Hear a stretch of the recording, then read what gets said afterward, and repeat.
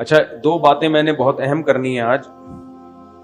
ایک تو کے پی کے ایک بہت بڑے عالم حضرت مولانا شیخ ادریس صاحب، حضرت مولانا شیخ ادریس صاحب جو شیخ الحدیث بھی تھے، مجھے ان کے بارے میں پہلی مرتبہ اس وقت پتہ چلا جب میں جاپان کے ٹرپ پہ گیا تھا. جنہوں نے مجھے بلایا ارشاد بھائی ہیں، وہ پہلے شیخ ادریس صاحب کو بھی بلا چکے تھے. وہاں میں نے لوگوں سے ان کی بڑی تعریف سنی تو مجھے تجسس ہوا بھائی یہ کون ہیں کے پی کے عالم ہیں جن کے علم اور تقویٰ پہ لوگ اتنا ناز کرتے ہیں کے پی کے لوگ. پھر میرا پشاور جانا ہوا، گاؤں دیہاتوں میں جانا ہوا، وہاں بھی میں نے ان کے بارے میں سنا. پتہ چلا جامعۃ الرشید میں ہمارے کچھ ٹیچر ایسے ہیں جو ان کے شاگرد ہیں براہ راست حضرت مولانا ادریس صاحب کے رحمہ اللہ تعالی. ہمارے دل میں بھی عقیدت پیدا ہوئی. اطلاع ملی کہ جی ان کو شہید کر دیا گیا. شہادت سے پہلے 15-20 دن ان کے خلاف سوشل میڈیا پہ ایک بہت ہی غلیظ قسم کا پروپیگنڈا کیا گیا. ان کا بیان میں نے سنا، بیان تو پشتو میں ہے لیکن وہ بہت آسان پشتو ہے، واضح ہے. اس میں انہوں نے بتایا کہ میں حق بیان کروں گا، پھر فوج کی تعریف کی، آرمی چیف کی تعریف کی. اس کے بعد پھر سوشل میڈیا پہ ان کے خلاف جو طوفان بدتمیزی مچایا گیا ہے ان کے خلاف، شرم کے سارے تقاضوں کو بالائے طاق رکھے. تو پہلے میں آپ سے چند اصولی باتیں کروں گا. جنہوں نے سوشل میڈیا، جو قاتل ہیں وہ تو دہشت گرد ہیں، وہ تو بعد میں آتا ہوں ان پر. میں پہلے جن لوگوں نے سوشل میڈیا پہ ان کو پریشان کیا، دیکھو اگر آپ کو آرمی چیف کی تعریف پسند نہیں ہے تو آپ بولو کہ ہم شیخ الحدیث کی اس رائے سے متفق نہیں ہیں، بس اتنا کافی ہے. نہ کسی کی عقیدت میں پاگل ہو جاؤ، کسی سیاستدان یا کسی چیف کی عقیدت میں، نہ نفرت میں پاگل ہو جاؤ. ہماری قوم میں اعتدال ختم ہو گیا ہے. اگر آپ کو حضرت کی مخالفت کرنی تھی، جو سوشل میڈیا پہ جنہوں نے ان کے خلاف پروپیگنڈا کیا نا، 15 دن جو اسٹریس دی ان کو، جس عذاب میں ڈالا ہے ان کو، میں ان لوگوں سے مخاطب ہوں جس جہالت کا مظاہرہ کیا ہے. اگر آپ کو ان کے بیان سے اتفاق نہیں تھا، آپ کا خیال تھا آرمی چیف کی تعریف نہیں ہونی چاہیے تھی، زیادہ سے زیادہ آپ بھی یہ کلپ ریکارڈ کروا دیتے کہ حضرت سے ہمیں بہت عقیدت ہے، حضرت کے علم اور تقوی پر ہمیں بڑا ناز ہے، حضرت کی اس بات سے ہم اختلاف کرتے ہیں. یہ ٹھیک ہے اس طرح سے ریئیکشن ریکارڈ کروانا اگر آپ کا خیال ہے کہ وہ غلطی پر تھے. لیکن جو طوفان بدتمیزی ان کے خلاف سوشل میڈیا پہ مچایا گیا ہے، پھیلایا گیا ہے، اس سے پتہ چلتا ہے کہ لوگ کسی سیاسی لیڈر کی عقیدت میں بھی اعتدال نہیں ہے اور مخالفت میں بھی اعتدال نہیں ہے. بھائی اگر آپ کو کسی سیاسی لیڈر سے محبت ہے، اس کے کسی کام کی بیس پہ، تو آپ کو علماء سے کیوں محبت نہیں ہے؟ کیا وہ انہوں نے زندگی میں کوئی کام نہیں کیے؟ صرف علم ہی، دین کا علم ایک ایسی بنیادی چیز ہے، اگر ذرہ برابر بھی ایمان ہونا تو انسان کو اہل علم سے محبت ہوگی. جو 1-1.5 ہفتہ 15 دن ان کو اذیت دی ہے نا، جو سوشل میڈیا پہ ہم بھی دیکھ رہے تھے، اتنا آگے جانے کی کوشش مت کرو. کسی سیاسی لیڈر کی محبت میں بھی پاگل مت ہو جاؤ اور نفرت میں بھی پاگل مت ہو جاؤ. آج کل لوگ نفرت کرتے ہیں اس میں بھی پاگل ہو جاتے ہیں اور محبت میں بھی پاگل ہو جاتے ہیں. آپ تھوڑا سا سافٹ کارنر رکھو. ہمارے بھی بڑے جب کوئی بات کرتے ہیں تو بعض دفعہ ہمیں بھی اس سے تھوڑا سا اشکال ہوتا ہے، ہم عرض کر دیتے ہیں حضرت اس بات سے ہمیں کیا ہے، اختلاف ہے.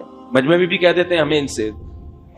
بھائی علماء کی اطاعت کی جائے گی اس علم میں جو اللہ نے ان کو دیا ہے. سیاست میں اگر وہ کوئی بات کرتے ہیں، آپ کو ان سی بات سے اختلاف ہے، تو اعتدال کے ساتھ آپ اس رائے کو بیان کر دو. میں نہیں کہہ رہا آپ ان کی بات کو 100% درست مانو، لیکن اس بات کا بھی امکان ہے کہ وہ صحیح بول رہے ہوں. ضروری نہیں کہ آپ کی رائے صحیح ہو.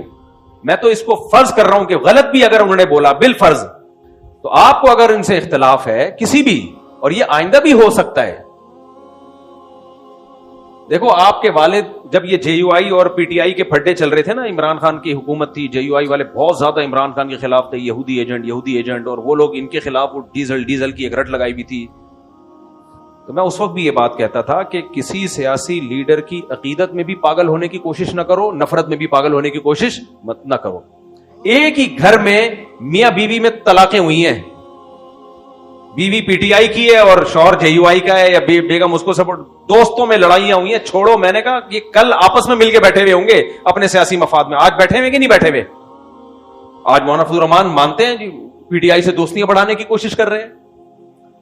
میں نے اس وقت یہ بات کہی تھی, آپ رائے رکھو, پی ٹی آئی کے سپورٹر بھی بن سکتے ہو, جے یو آئی کے سپورٹر بھی بن سکتے ہو, جو آپ کو اچھا لگے آپ اس کو سپورٹ کرو, آپس میں نفرتیں پیدا مت کرو. اتنا آگے پوری دنیا میں ہوتا ہے, کچھ حکومت میں ہوتے ہیں, کچھ اپوزیشن میں ہوتے ہیں, جہاں بھی جمہوریت ہوگی اختلافات لازمی ہوں گے, لیکن لمٹ کراس کرنے کی کوشش نہ کریں. ابھی لوگ پاگل ہو ہوئے ہیں, نفسیاتی ہوئے ہوئے ہیں, عقیدت میں بھی اندھے ہوئے ہوئے ہیں اور نفرت میں بھی اندھے ہوئے ہوئے ہیں. نہ دنیا میں کوئی اتنا نیک ہے جتنا آپ سمجھ رہے ہو, یہ ذہن میں رکھنا. کسی سیاسی لیڈر کو اگر آپ بہت زیادہ نیک سمجھ رہے ہو, تھوڑا سا کم کر لو. کچھ اپنی بھی غلطیاں ہوتی ہیں جس کی وجہ سے انسان سزائیں بھگتتا ہے. سارے مظلوم نہیں ہوتے, کچھ اپنی بھی کوتاہیاں ہوتی ہیں. اور جس سے آپ کو نفرت ہے اس سے تھوڑی سی نفرت کم کر لو. اتنا برا نہیں ہے جتنا آپ اس کو سمجھ رہے ہو. میں شروع سے یہ بیان دیتا آ رہا ہوں. ہمارے جامعۃ الرشید میں ایٹ اے ٹائم طلبہ میں جے یو آئی کے بھی تھے, پی ٹی آئی کے بھی تھے, مسلم لیگ کے بھی تھے. ان میں بھی جب کوئی زیادہ ایگریسو ہوتے تھے, ہم یہ کہتے تھے بھائی تحمل پیدا کرو یار, ایک کلاس میں رہتے ہو آپ لوگ. جامعۃ الرشید نے اجازت دی تھی, جو جس سیاسی تنظیم میں ہو, ہمیں سب کو اجازت ہے, جس کو چاہے ووٹ دینا, یہاں پڑھنے کے لیے آئے ہو, پڑھائی کو فوکس کرو یہاں پہ. تو یہ ہمیشہ سے سیاسی اختلافات ہوتے رہے ہیں.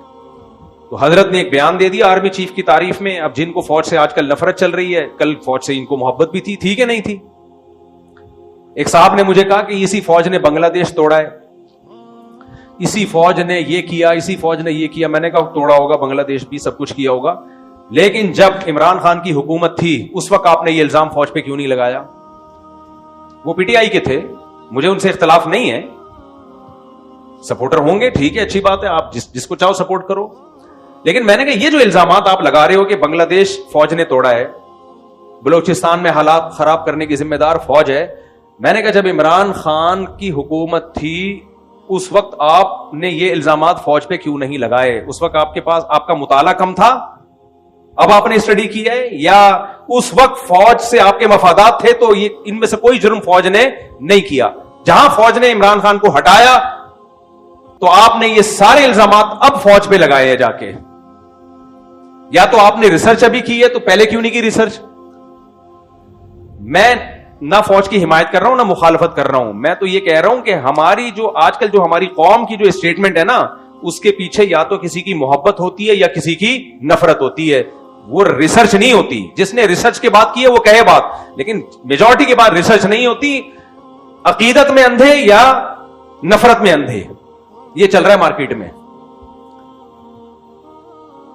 تو یہ جو سیاسی لیڈر ہے نا, کل فوج کا ان کے ساتھ مفاد ہوا تو یہ ہیرو بنا دیں گے فوج کو, فوج ان کو ہیرو بنا دے گی, اور یہ کس کو ہیرو بنا دیں گے؟ فوج کو ہیرو بنا دیں گے. تو میں اور آپ کیوں لڑیں بھائی؟ میں اور آپ کیوں نفرتیں پیدا کریں؟ اور علماء کی مخالفت, علماء کے خلاف زبان درازیاں. میں نے بتایا نا اعتکاف میں میں نے ایک لفظ بول دیا تھا کہ مولانا فضل الرحمان کو ڈیزل مت بولو, یہ غلط ہے. بندہ اعتکاف توڑ کے چلا گیا. کیا کر رہے ہو بھائی؟ کس کا نقصان؟ میرا نقصان کر رہے ہو, اپنا نقصان کر رہے ہو. وہ پی ٹی آئی کے تھے, اس دور کی بات ہے جب یہ نفرتیں عروج پہ تھی, اعتکاف توڑ کے چلا گیا. میں تو اس مولوی کو مانتا ہی نہیں. تو یہی ہم نے عمران خان کی تعریف میں 2 لفظ بول دیے تھے. تو آپ دیکھ, جب عمران خان نے یونائٹڈ نیشن میں جا کے تقریر کی اور سپورٹ کیا کشمیر کو اور قادیانیوں کے خلاف کچھ قانون سازی کی کوشش کی, میں نے 2 لفظ بولے تھے. تو جو گالیاں ہمیں پڑی تھیں, جو ہمارے پرانے لسنر وہ انسبسکرائب کر کے بھاگ گئے. تو تمہارا ظرف جب اتنا چھوٹا ہے تو تم دنیا میں کسی سے بھی کچھ نہیں سیکھ سکتے. سمجھ میں آ رہی ہے بات؟ کسی سے کچھ نہیں سیکھ سکتے تم. بہت چھوٹا ظرف ہے یار, تھوڑا ظرف کیا کر لو, بڑا کر لو ظرف تھوڑا سا.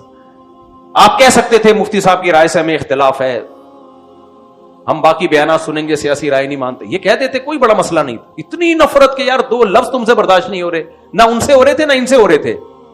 میرے بھائی اتنا لمٹ کو کراس کرنے کی کوشش نہ کرو. یہی حشر کیا اتنے بڑے بزرگ, نہ ان کی داڑھی کا خیال کیا, جو سوشل میڈیا پہ جنہوں نے ان کے خلاف پروپیگنڈا کیا, میں ان کی بات کر رہا ہوں. انہوں نے 2 لفظ بول دیا آرمی چیف کی تعریف میں, فوج کی تعریف میں, تو کیا ان کے خلاف پہلے سوشل میڈیا پہ زہریلا جو جاہلوں نے جو کچھ کیا ان کے ساتھ, پھر اس کے بعد جو دہشت گردوں نے ان کو شہید کیا ہے, وہ تو انف ہو گیا. اور یہ شہید کیوں کیا؟ ان کی شہادت سے ایک چیز سمجھو. اکثر لوگ جب کوئی فوج کی تعریف کرتا ہے نا, لوگ اس کو درباری سرکاری موت سے ڈرنے والا کہتے ہیں. میں نے 1-1.5 مہینے پہلے بیان دیا تھا, اس وقت جو فوج کی مخالفت کرے اس کی زندگی کو کسی سے خطرہ نہیں ہے. سوشل میڈیا پہ مخالفین بھرے ہوئے ہیں. اس وقت جو پاکستان کو سپورٹ کرے گا اور فوج کی حمایت. میں عاصم منیر کی یا آرمی چیف کی بات نہیں کر رہا. چیف ایک شخص ہے, اس سے آپ کو نفرت بھی ہو سکتی ہے, آپ کو محبت بھی ہو سکتی ہے. آرمی کے چیف آتے جاتے رہتے ہیں, کوئی تعریف کرے گا, کوئی برائی کرے گا, ہمیشہ سے ہوتا رہے, وہ تو ہماری بھی ایک رائے ہے. لیکن ایز اے ادارہ جو فوج کی حمایت کرے گا اس کی زندگی کو خطرہ ہے, اور آج آپ نے اپنی آنکھوں سے دیکھ لیا. بہادر وہ نہیں ہے جو فوج کی مخالفت کر رہا ہے, اسے کوئی خطرہ نہیں ہے. سوشل میڈیا پہ بھرے ہوئے لوگ, زیادہ زیادہ یہ ہوگا فوجی اٹھا کے سافٹ ویئر اپڈیٹ کر کے چھوڑ دیں گے اس کو. بہت سے لوگ مخالفت کر رہے تھے, فوجیوں نے اٹھایا, سافٹ ویئر اپڈیٹ کیے, ونڈو چینج کی, پرانی ونڈو ڈلی ہوئی تھی, نئی ونڈو ڈالی, تو وہ تو پھر اب یہ بول رہے ہیں الیکشن میں دھاندلی بالکل بھی نہیں ہوئی تھی. وہ اتنے اپڈیٹ ہو گئے کہ وہ اتنے تو یعنی بہت ہی اپڈیٹ ہو گئے نا, وہ ان کے ایسے سافٹ ویئر اپڈیٹ ہوئے. زیادہ زیادہ یہ کریں گے نا, وہ مار کے تھوڑی پھینکیں گے. کتنے صحافیوں کو مار دیا بھائی, بہت سے صحافی ہیں بول رہے ہیں فوج کے خلاف, کچھ بھی نہیں ہو رہا ان کو. اس وقت زندگی کو اس کے خطرہ ہے جو مذہبی اسکالر پاکستان کی حمایت میں یا فوج کی حمایت میں بولے گا. کیونکہ یاد رکھو پاکستان, وہ یہ جو اسلام دشمن طاقتیں ہمارے خلاف ہے نا, یہ ہماری آرمی کے خلاف ہیں. ان کو پتا ہے پاکستان بچا ہوا آرمی کی وجہ سے ہے. سیاسی لیڈروں کے پاس کوئی فورس تھوڑی ہے. کباب میں ہڈی, جو ملک بچانے میں سب سے بڑی ہڈی کون ہے, وہ فورسز ہے ہماری, چاہے وہ آرمی ہو, چاہے وہ ایئر فورس ہو, چاہے وہ نیوی ہو. تو اس لیے جو فورسز کی مخالفت کرے گا بین الاقوامی طاقتوں کی آنکھ کا تارا ہوگا. وہ جو حمایت کرے گا اس کی جان کو خطرہ ہے. اور آج آپ نے کے پی کے میں دیکھ لیا, شیخ الحدیث مولانا ادریس کی شہادت کے بعد جب انہوں نے کھل کے پاکستان اور پاکستان کی فورسز کی حمایت کی ہے, ان کو شہید کر دیا گیا. میں سمجھا پا رہا ہوں اپنی بات؟ تو اس لیے اس وقت جو حمایت کرے گا وہ بہادر ہے, وہ ڈرتا نہیں ہے. انہوں نے کہا کہ میں ڈرتا نہیں ہوں کسی سے, اور انہوں نے ثابت کر دیا کہ میں بہادر ہوں. ان کو تھریٹس تھیں, ان کو خطرات تھے. تو ایک پیغام تو ہمیں یہ ملا, دو پیغام. پہلا, کسی عالم کی رائے سے, سیاسی رائے سے آپ اختلاف کرو تو اس عالم کی شان میں توہین بولو مت کرو. اختلاف کرنے کا آپ کو حق ہے, توہین کرنے کی اللہ نے آپ کو اجازت نہیں دی ہے. بہت بڑا جرم. اس کے اگلے کی سفید داڑھی کا تو خیال کرو, اس کی عمر کا تو خیال کرو. دوسرا, اس وقت جو فورسز کی حمایت کرے گا بہادر وہ ہے, کیونکہ عوام سے بھی گالیاں پڑ رہی ہیں اور زندگیوں کو بھی خطرہ ہے. مخالفت کرو, سب کہیں گے سلوٹ کریں گے, سلام کریں گے, بہادری کا خطاب دیں گے آپ کو. اور یہ آپ نے اپنی آنکھوں سے دیکھ لیا. تیسری چیز, کراچی میں کتنے علماء شہید ہوئے. حضرت مولانا اسلم چغوری شہید رحمۃ اللہ علیہ, مولانا یوسف حجانوی شہید ہوئے. ایک سلسلہ چلا تھا کراچی میں علماء کی شہادتوں کا. مفتی نظام الدین شہید ہوئے. مولانا اسلم چغوری صاحب, مجھے رحمہ اللہ تعالیٰ کی شہادت سے پہلے مجھے یاد ہے ہمارے استاذ ان کو سمجھا رہے تھے کہ حضرت کوئی گارڈ کا انتظام کریں, کوئی سیکیورٹی رکھیں. اس وقت ان کے درس قرآن بڑے ہٹ ہو رہے تھے. ہمارے ایک استاذ نے ان کے ہاتھ جوڑے کہ خدا کے لیے کوئی سیکیورٹی کا انتظام کریں. آپ ہمارے پاس ایک واحد سرمایہ جن کے اس وقت نا www.darsequran.com یہ درس قرآن کی سب سے بڑی ویب سائٹ تھی. بہت اس کو پروموٹ کیا الحمدللہ. ان کے شاگردوں نے, ان کے خادموں نے سیکیورٹی کا انتظام نہیں کیا. ہمارے استاذ مجھے یاد ہے ان کے پاؤں پکڑ رہے تھے, حضرت کچھ سیکیورٹی کا انتظام کریں, اپنے شاگردوں سے کہیں سیکیورٹی دیں آپ کو, کیونکہ آپ کے درس قرآن انہیں آپ کو یہ دہشت گرد شہید کر دیں گے, ہم ایک بہت بڑے سرمایے سے محروم ہو جائیں گے. میں بیٹھا ہوا تھا, ہمارے ایک استاذ ان کو سمجھا رہے تھے, اور 2 ہفتے بعد اطلاع آئی کہ ان کو شہید کر دیا گیا. پاؤں سے معذور عالم کو شہید کیا گیا. مفتی نظام الدین صاحب کی شہادت ہوئی ہے, کوئی سیکیورٹی کا مضبوط انتظام بولو نہیں تھا. مولانا یوسف حجانوی شہید رحمۃ اللہ علیہ گھر سے باہر نکلے, کوئی گارڈ نہیں, کوئی انتظام نہیں. ایک بندہ آیا اور سر پہ گولی مار کے چلا گیا. مولانا عادل شہید رحمۃ اللہ علیہ, کوئی سیکیورٹی کا انتظام نہیں. دارالعلوم کرنگی سے کانفرنس اٹینڈ کر کے آ رہے, ایک بندہ آیا اور گاڑی میں بیٹھے بیٹھے سر پہ گولی مار کے چلا گیا. اس کے بعد تو عبرت حاصل ہونی چاہیے کہ نہیں ہونی چاہیے. یہ سارے کراچی میں شہید ہوئے ہیں. کے پی کے میں کتنے علماء شہید ہو چکے ہیں آپ دیکھو, دہشت گردوں کے ہاتھوں. ایک طویل سلسلہ ہے. تو یہ ان علماء پر نہیں, ان کے شاگردوں پہ سوال اٹھ. دیکھو اصل تو ذمہ داری ہے حکومت کی کہ حکومت ان علماء کو سیکیورٹی دے. تو کیا آپ حکومت سے امید رکھتے ہو کہ وہ اپنی ذمہ داری پوری کرے گی؟ ہے بھائی, سارا ٹائم حکومت کو گالیاں دینے میں ضائع کرنے سے بہتر نہیں ہے کہ اپنا کوئی انتظام کر لو. تو کیوں نہیں ان کے شاگردوں نے ان کے لیے سیکیورٹی کا انتظام کیا؟ جب سوشل میڈیا پہ ان کو برا بھلا بھی کہا جا رہا ہے, گالیاں پڑ رہی ہیں, تو اندازہ ہو جانا چاہیے کہ دشمنی بڑھ گئی ہے. کوئی انتظام نہیں ہے علماء کی گارڈ کا, کوئی سیکورٹی. گورنمنٹ کو گالیاں دینے سے کچھ بھی نہیں ہوگا. حکومت, پہلی ذمہ داری میں بتا رہا ہوں کہ حکومت کی ہے, گورنمنٹ کی ہے کہ وہ ان علماء کی حفاظت کریں. اگر گورنمنٹ نہیں کر رہی تو کیا عوام کی حفاظت, عوام کی ذمہ داری نہیں ہے کہ اپنے علماء کے لیے سیکیورٹی کا انتظام کریں؟